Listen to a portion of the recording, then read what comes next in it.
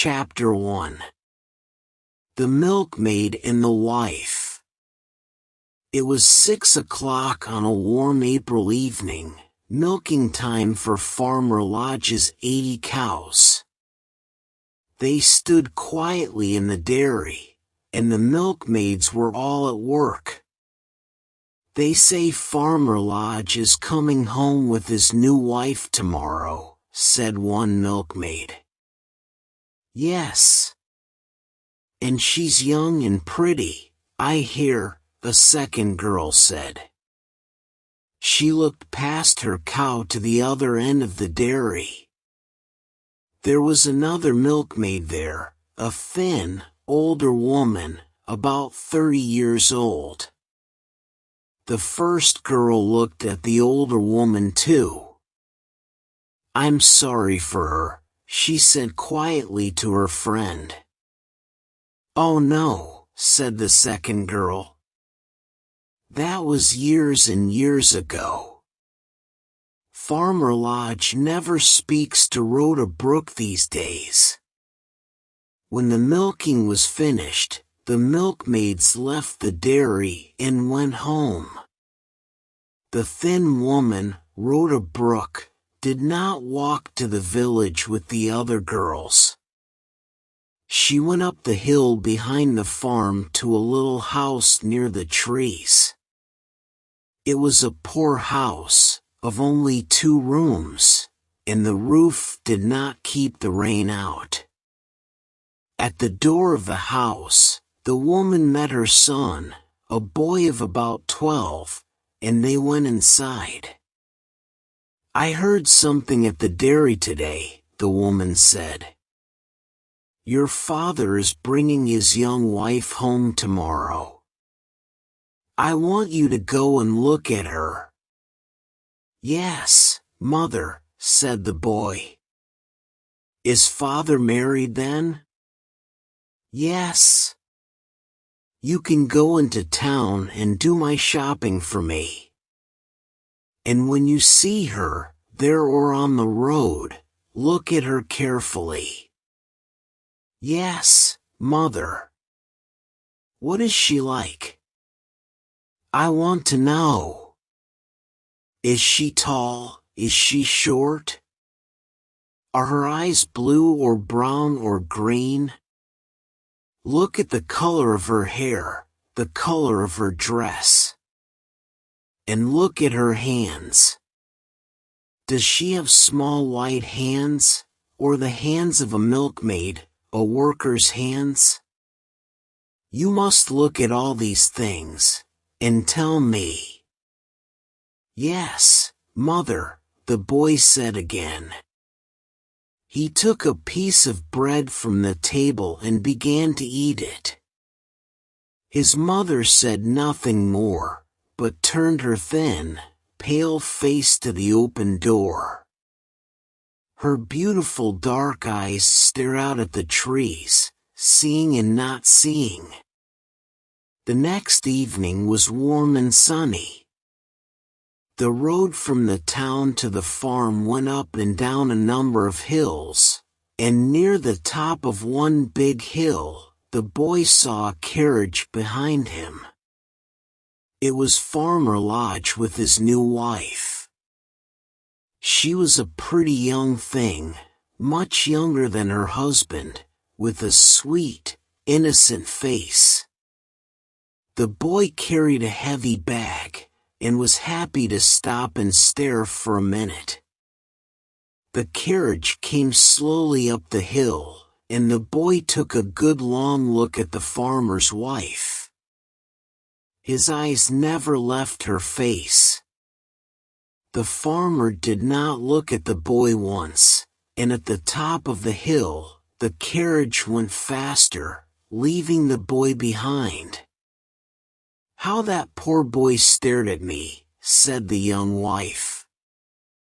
"Yes, my love. I saw that," the farmer said. "Is he a boy from the village?" "No. I think he lives with his mother on one of these hills. He knows you, then. Of course. And everyone is going to stare at you at first, my pretty Gertrude. Yes, I know. But that poor boy had a very heavy bag. Perhaps he wanted us to help him with the bag. Oh, these country boys can carry anything, said her husband. They do it all the time. The carriage went quickly on. After a time the boy left the road and went up the hill to his mother's house. She was home before him. She took the heavy bag from him and began to take the things out. Well, did you see her? Yes. I had a good look at her on the road. And what is she like? She's nice. Is she young? Well, she's older than me. Of course she is. But is she older than me? No, she's younger. Ah. What color is her hair? It's a brown color, and her face is very pretty.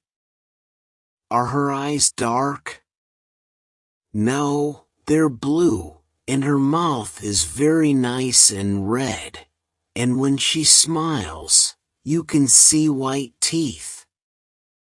Is she tall? Said the woman, a little angrily. I couldn't see. She was in the carriage. Then tomorrow you must go to church. Go early, before she and Mr. Lodge arrive, and watch her when she walks in. Then come home and tell me. Very well, Mother. But why don't you go and look at her? Never. I don't want to see her.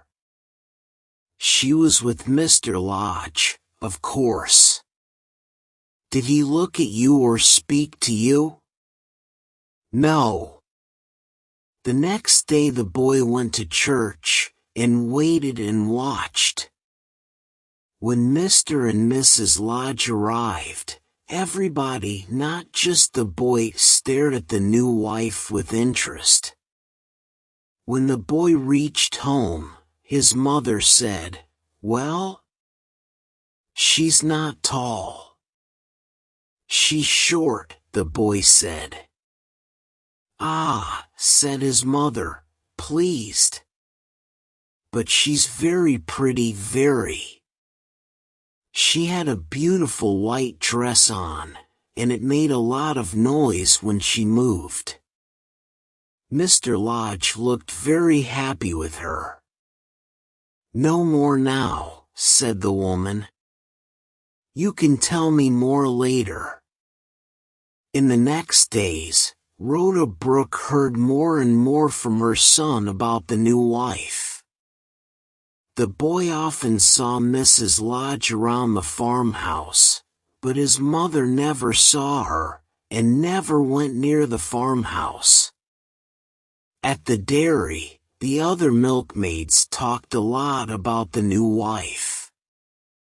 They usually stopped when Rhoda was near, but she heard some of it. She remembered everything, and forgot nothing. And slowly Rhoda Brooke made a picture in her head of the young Mrs. Lodge, a picture as good, as true as a photograph. Chapter 2. The Dream. One night, 2 or 3 weeks later, when the boy was in bed, Rhoda Brooke sat by the dying fire in her little house. She stared at the fire for a long time, but she saw only the picture in her head of the new wife. At last, tired from her day's work, she went to bed. But the picture of Gertrude Lodge did not go away. When Rhoda slept, the young wife was still there in Rhoda's dreams. She sat on Rhoda's body in the bed, staring into Rhoda's face. Her blue eyes were cold, and with a cruel laugh, she put her left hand in front of Rhoda's eyes. There, on the third finger, was her wedding ring. And the phantom of Gertrude Lodge laughed again. Rhoda turned this way and that way, but the phantom was still there. It sat, heavier and heavier, on Rhoda's body, and now Rhoda could not move. Always in her ears was that cruel laugh, and always in front of her eyes was that left hand with its wedding ring. At last, half dead with terror, Rhoda suddenly put out her right hand, took hold of the phantom's left arm, and pulled it hard. The phantom fell off the bed onto the floor, and Rhoda sat up. "Dear God," she cried. She felt cold, so cold. That was not a dream, she was here. She could still feel the young woman's arm under her hand, a warm, living arm. She looked on the floor for the woman's body, but there was nothing there. Rhoda Brooke slept no more that night, and at the dairy early the next morning, she looked pale and ill. She could not forget the feel of that arm under her hand. When she came home for breakfast, her son asked her, "What was that noise in your room last night, Mother? Did you fall off the bed?" "Noise? What time did you hear it?" "About 2 o'clock. "But what was it, Mother?" "Something fell, I heard it." "Was it you?" Rhoda did not answer, and after breakfast, she began to do her work in the house. At about midday she heard something, and looked out of the window. At the bottom of the garden stood a woman, the woman from her dream. Rhoda stood still, and stared. The boy came to look out of the window too. "Oh, there's Mrs. Lodge," he said. "She told me dash." "Told you," said his mother. She looked angry. "Why did you speak to her?" "I told you not to." "She spoke to me first. I met her in the road." "When was this?" "Yesterday." "What did you tell her?" "Nothing. She began to talk to me, and then she saw my old shoes. She said, 'Do they keep the rain out?' And I said, 'No, they don't, but Mother and I have no money for new shoes.' Then she said, 'I can give you some better shoes.' She's bringing them now, I think. Perhaps they're in her bag. She's very nice, Mother. She gives things to lots of people." By now, Mrs. Lodge was at the door.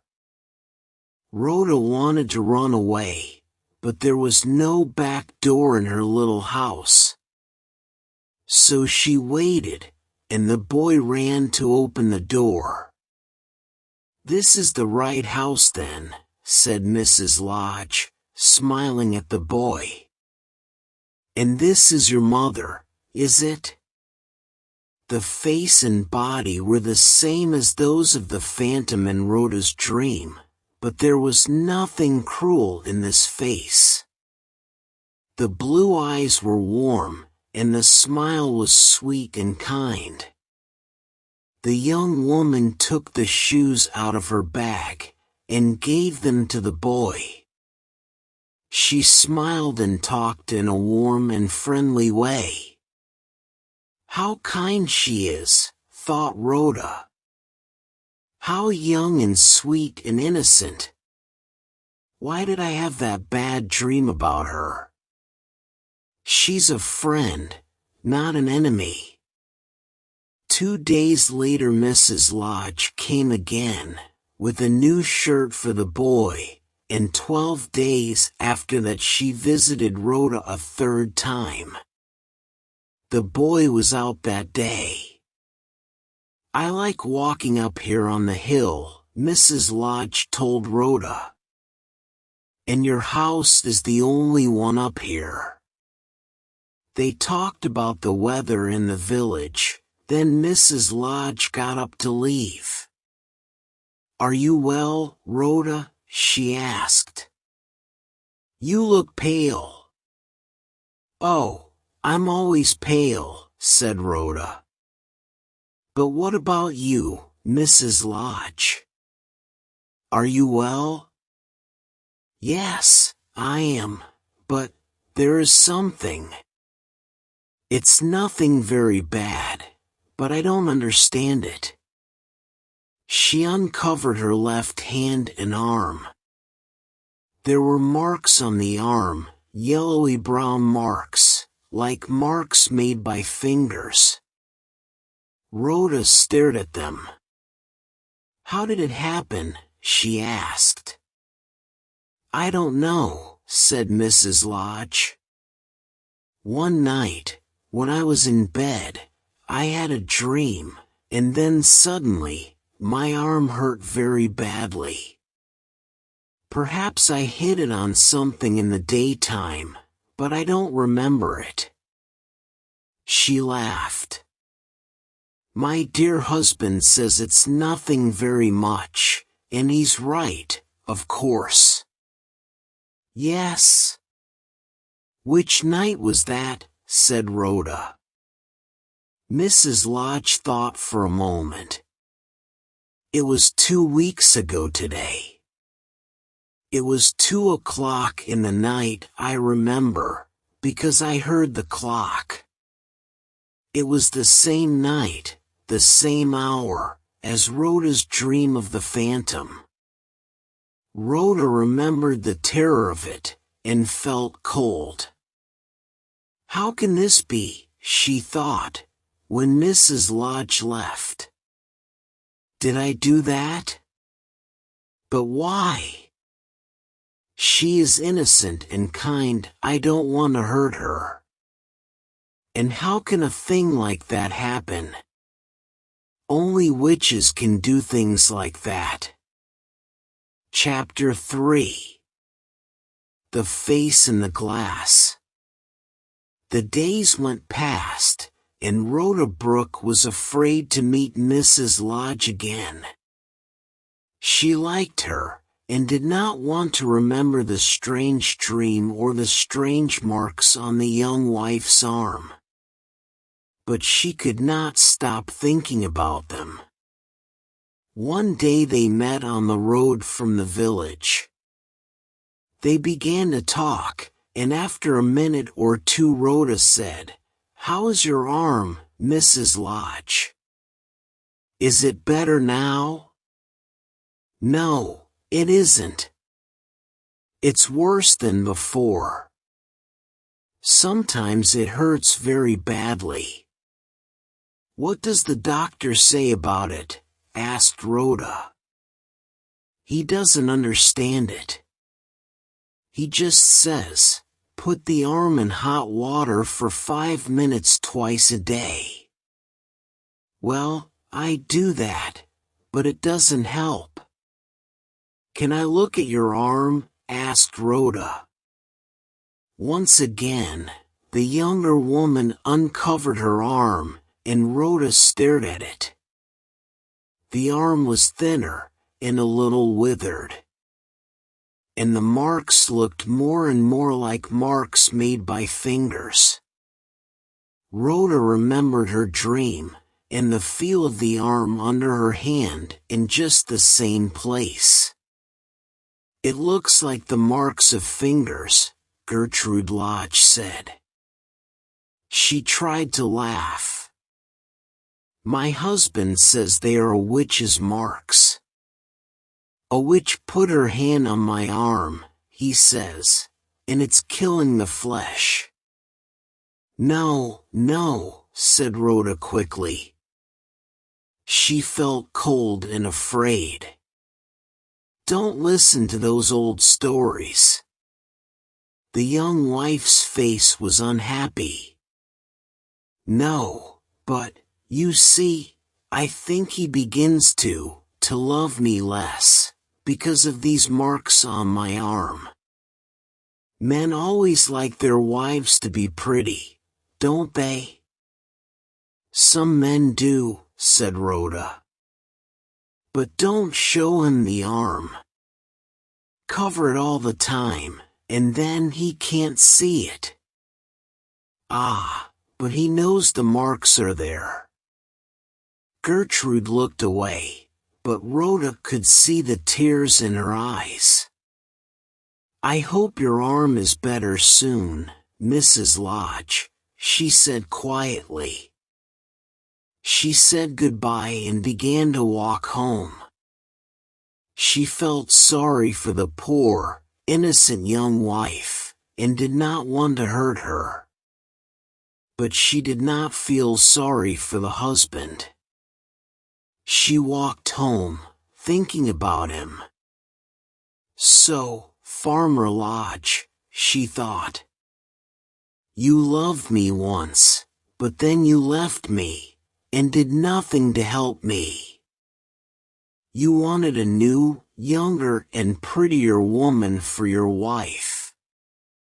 But she is not so pretty now, is she?" The next day Rhoda walked home from the dairy after evening milking at the usual time. She was nearly at her house when she saw Gertrude Lodge behind her. Rhoda went down the hill to meet her. "Oh, Rhoda," called Gertrude. "I wanted to see you to ask you." Her face was pale and worried, and she held her left arm with her other hand. "Somebody told me," she said, "about a man at Egdon Heath. They don't know his name, but they say he is a famous wise man, and can help people with things like this." She looked down at her left arm, and then looked at Rhoda, with hope in her eyes. "They say you know about him, this wise man. Do you know his name?" "Perhaps they mean Mr. Trendle," Rhoda said slowly. She felt ill. This man Trendle, people said, could do many strange things. He could understand dreams, he could drive phantoms out of houses, he could stop the work of witches. "I am not a witch," she thought. "I am not. I do not believe in these things." Gertrude watched her. "You know him," she said. "I can see it in your face." "Of course, I don't believe in wise men. What can they do?" "But, well, I can just go and see him." "Is it far to his house?" "Yes, about 5 miles, said Rhoda. "Well, I must walk there. I cannot tell my husband about this. Can you come with me, Rhoda, to show me the way? Perhaps tomorrow afternoon?" "Oh no, it's..." Rhoda began. "Please," said Gertrude. And in the end, Rhoda could not say no. Mrs. Lodge was good and kind, and she needed a friend's help. But perhaps a wise man could see into people's dreams. Rhoda did not want to meet this man Trendle, and she was afraid. The next afternoon she met Gertrude by the trees near her house, and they began the long walk across the hills to Egdon Heath.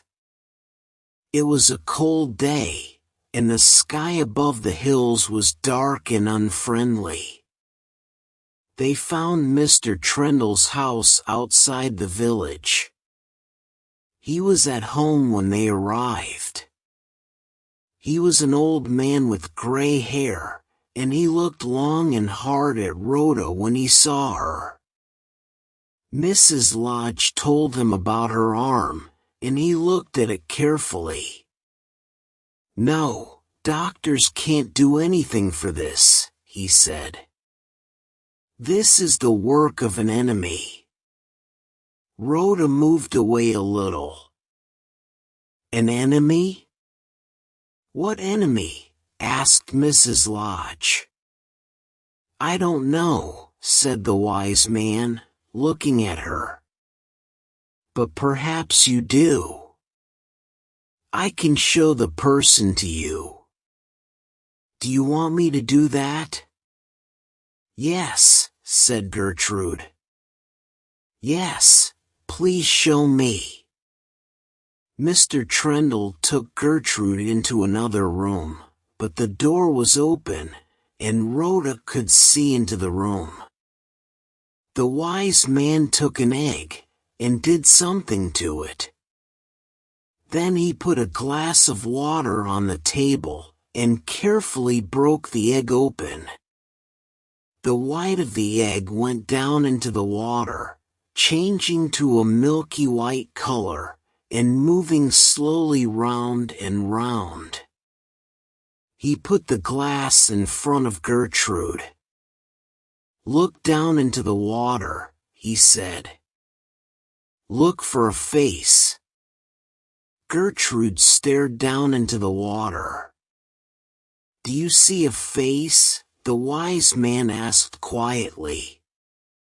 Gertrude whispered something, but Rhoda could not hear. She turned away from the door. When Mrs. Lodge came out, her face was paler than Rhoda's. Mr. Trendle closed the door behind her, and the two women began to walk home. But things were not the same between them. Did he ask for money?" Rhoda said quietly. "Oh no, nothing." "He did not want a penny," said Gertrude. "And what did you see?" asked Rhoda. "Nothing. I don't want to speak about it." Gertrude did not look at Rhoda. Her pretty young face looked 10 years older, and was now more like the face of the phantom in Rhoda's dream. They did not speak for a long time, then Gertrude said suddenly, "Did you want me to come here and see this wise man?" "How strange of you." "No, I didn't. But now, I am not sorry we came." For the first time since her dream, Rhoda felt a little pleased. Life was cruel, she thought, and Gertrude Lodge must learn that lesson too. On the long walk home, they did not speak again about their visit to the wise man. But other people did, and whispered stories about it in all the farms and dairies. Mrs. Lodge could no longer use her withered arm to do anything, and people began to put the word witch in front of the name Rhoda Brooke. Rhoda said nothing to anybody about the phantom of her dream, but her face got thinner and paler. And in the spring, she and her boy left their house and went away into the hills in the west. Chapter 4. The Cure for a Curse. 6 years went past, and Mr. and Mrs. Lodge's married life was not happy. The farmer said little, and did not often smile. His wife had a withered arm, and there were no children to call him father, and to run laughing around the farmhouse. He thought of Rhoda Brooke and her son. His son. But that was the past, and he could not change it now. Gertrude Lodge was a different woman too. She was only 25, but she looked older. Once a happy, smiling woman, she was now sad and worried all the time. She loved her husband, but he no longer loved her, and she knew it. 6 years of married life, and only a few months of love, she sometimes whispered. Her left arm was no better. She tried one thing after another, but nothing helped it. Some of the things were a little strange, and her husband did not like them. You think too much about your arm, he said. You need somebody to talk to, somebody to be around the house. At one time, there was a boy. I wanted him to come and live with us, but he is too old now. And he went away. I don't know where. Gertrude knew about this boy now, and all of Rhoda Brooke's story, but she and her husband never spoke about it. And she never said anything to him about her visit to the wise man of Egdon Heath, or about the face in the glass. She wanted so much to find a cure for her arm. My husband cannot love me because of this arm, she thought. So I must find a cure for it, I must. The wise man helped me before. Perhaps he can help me again. So one day she walked to Egdon Heath. She did not know the way, but at last, she found the house. You can send away other things, I know, she said to Trendle. Hair on women's faces, and things like that. Why can't you send this away? She uncovered her poor, withered arm. No, I'm sorry, but I can't help you, said Trendle. Your arm is withered because of a curse. It's not easy to find a cure for that. Is there no cure anywhere? Asked Gertrude sadly. There is one thing. Trendle began slowly. But it's not easy for a woman to do. Oh, tell me, said Gertrude. Please. You must put the withered arm on the neck of a hanged man. You must do it before he's cold, just after they take his body down.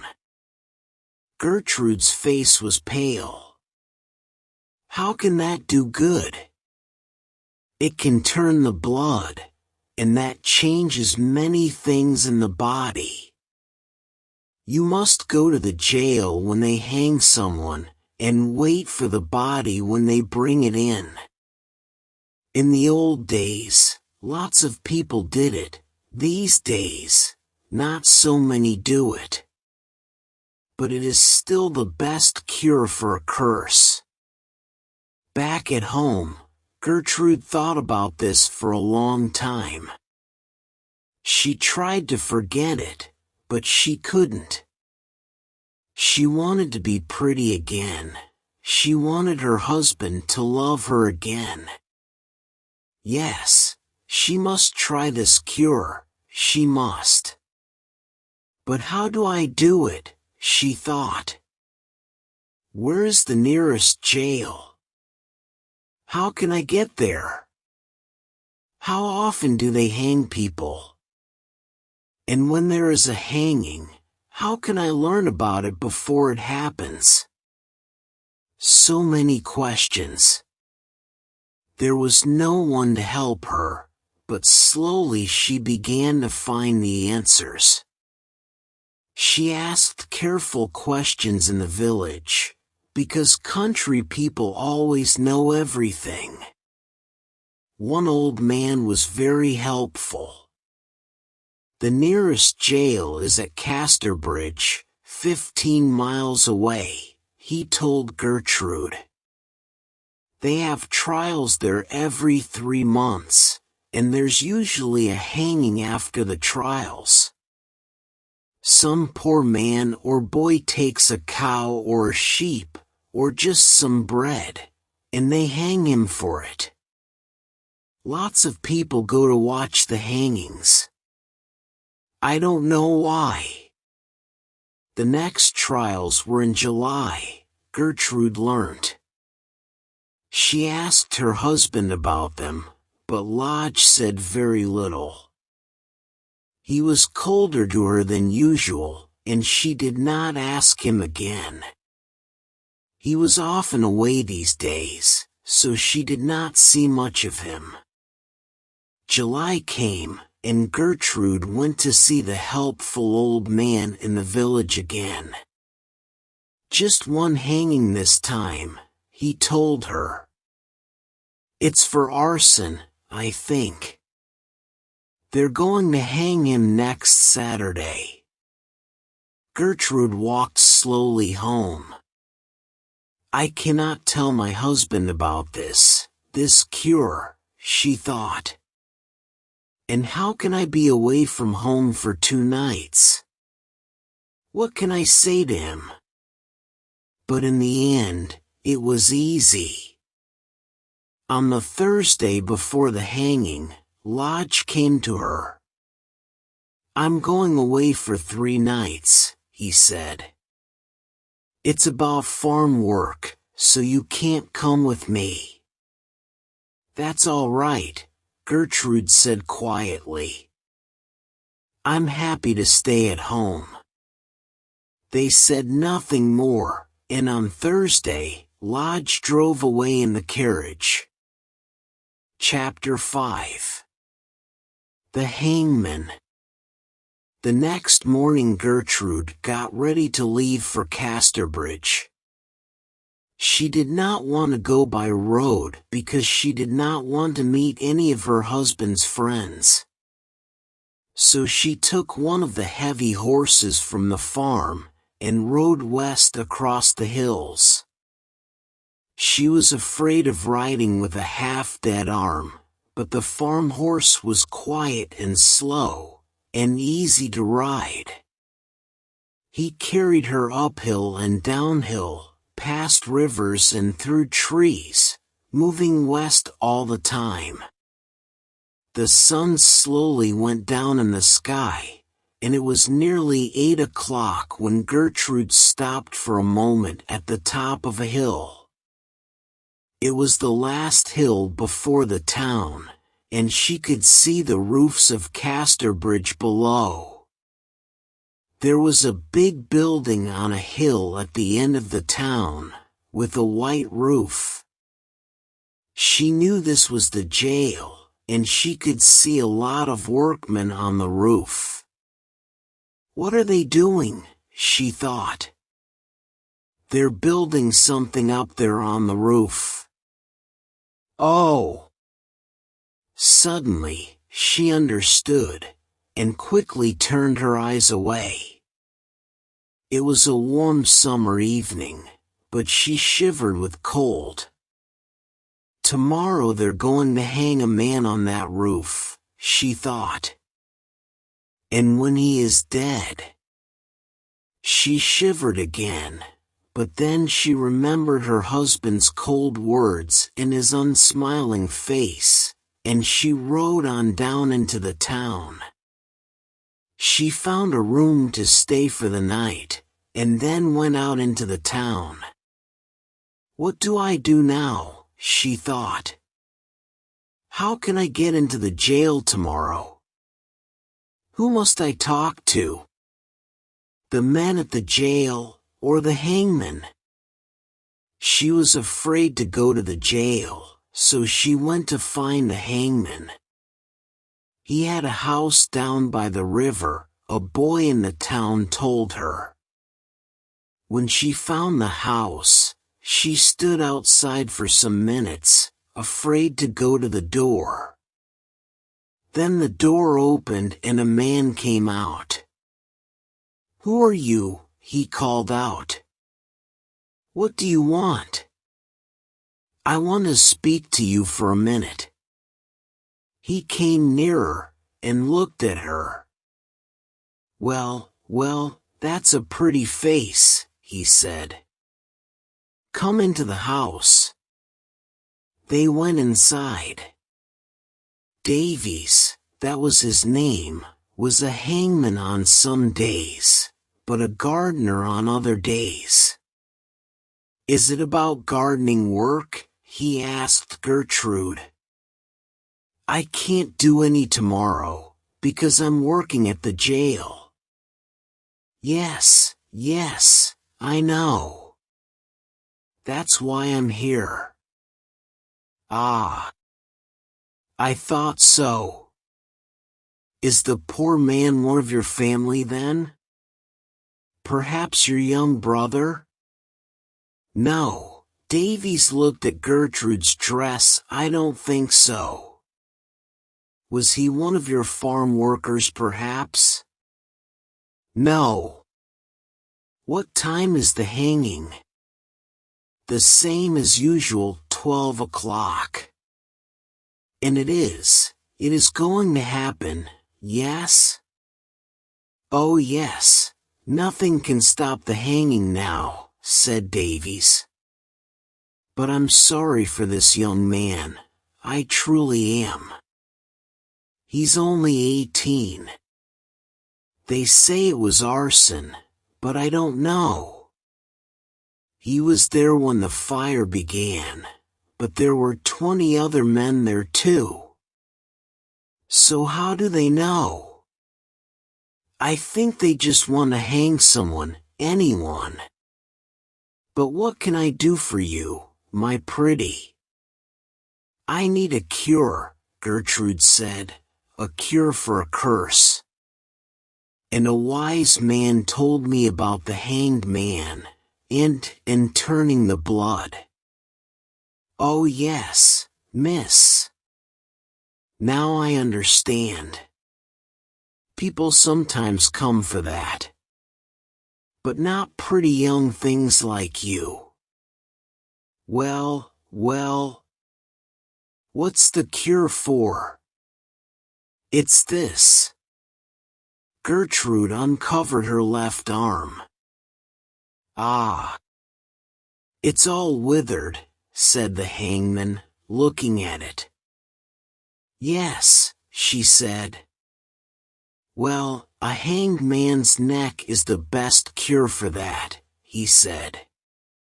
"Your wise man was right. So can you help me?" Gertrude whispered. "Usually people go to the jail, and take their doctor with them, and give their name and address. But yes, I can help you for a little money, perhaps." "Oh, thank you," Gertrude said. "It's better like this. I don't want people to know about it."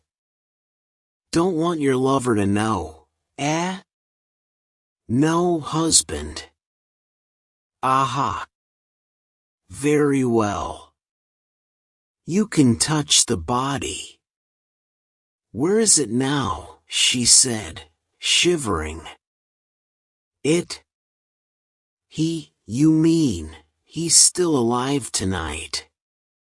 He's in the jail, a little room right at the top. And what must I do tomorrow? Gertrude said. There's a little door at the back of the jail. Be there at 1 o'clock, no later. I can open the door from inside, and can take you to the body when they bring him in. Good night. Don't be late. And you don't want people to see you, so cover your face. Good night, my pretty. Gertrude went away, and walked up to the jail on the hill. She wanted to find the little door at the back, to know it for tomorrow. Then she went back down into the town and went to her room, and waited for the morning. Chapter 6. The Blood Turns. At 12:30 on Saturday, Gertrude Lodge walked up the hill to the jail. She went there by the small back streets, because there were so many people in the town. They were there for a holiday, to watch the hanging. At 1 o'clock, she was inside the jail. The hangman took her to a long dark room with a table. Wait there, he told her. 2 or 3 minutes, no more. He went away, and Gertrude waited. She had a veil over her face, and her left arm was uncovered, ready. She stood still, with her eyes closed, listening, and shivering with terror. Soon she heard noises, and could hear heavy feet on the stairs. The heavy feet came nearer, and 4 men came into the room with a long box. It was open, and in it was the body of a young man, with a cover over his face. The men put the box down on the table. Now, said a voice in Gertrude's ear. Now. But the young woman was half dead with terror, and at first, she could not move. Then she opened her eyes and came up to the table. She could hear other noises outside the room. There were more people coming. Davies the hangman was by her side. He uncovered the body's face, took Gertrude's hand, and put her arm across the dead man's neck. Gertrude screamed. And at once, there was a second scream. A woman's scream, but not Gertrude's. Gertrude turned round. Behind her stood Rhoda Brooke, her face pale, and her eyes red with crying. Behind Rhoda stood Gertrude's husband. He looked old and sad, but there were no tears in his eyes. You! What in God's name are you doing here? He whispered angrily. Oh, cruel, cruel woman, cried Rhoda. Why do you come between us and our child now? This is the true meaning of my dream. You are like that cruel phantom at last. When Gertrude saw her husband with Rhoda, she knew at once that the dead young man was Rhoda's son. She stared at Rhoda, with terror in her eyes. Then Rhoda ran to Gertrude, closed her hand round the younger woman's arm, and pulled her away from the table. When she let go of the arm, the young wife fell down, at her husband's feet. She never opened her eyes again. They carried her out of the jail into the town, but she never got home alive. Perhaps it was the turning of the blood, perhaps it was her withered arm, perhaps it was her terror in the jail when she turned and saw Rhoda behind her. Doctors came and looked at her, but they could do nothing to help her, and 3 days later, she died. In those days, the unhappy parents of a hanged man came and took the body away after the hanging. That was why Farmer Lodge was at the jail with Rhoda that day. It was not his first visit to the jail. With Rhoda, he went many times to visit his son that summer, and that was why he was away from the farm so often. But after his young wife died, nobody ever saw. Farmer Lodge was in Casterbridge again. He went home to his farm, but he did not stay there long. After a short time, he sold the farm and the farmhouse, and all the cows and sheep and horses. Then he went away to live in a small town by the sea. He lived very quietly, without any friends or family near him. When he died 2 years later, he left a lot of money. Most of it went to a home for poor boys, but there was money for Rhoda Brooke too. For some time nobody could find Rhoda. Then one day she came back to her old house near the dairy. But she never took a penny of Farmer Lodge's money. She went back to work in the dairy, and worked there for many long years, milking the cows in the morning, and again in the evening. Her dark hair turned white, and her sad pale face looked thin and old. Most people knew Rhoda's story, and sometimes they watched her at milking time. What did she think about all those long days, at morning and evening milking? But nobody ever asked her, and nobody ever knew the answer.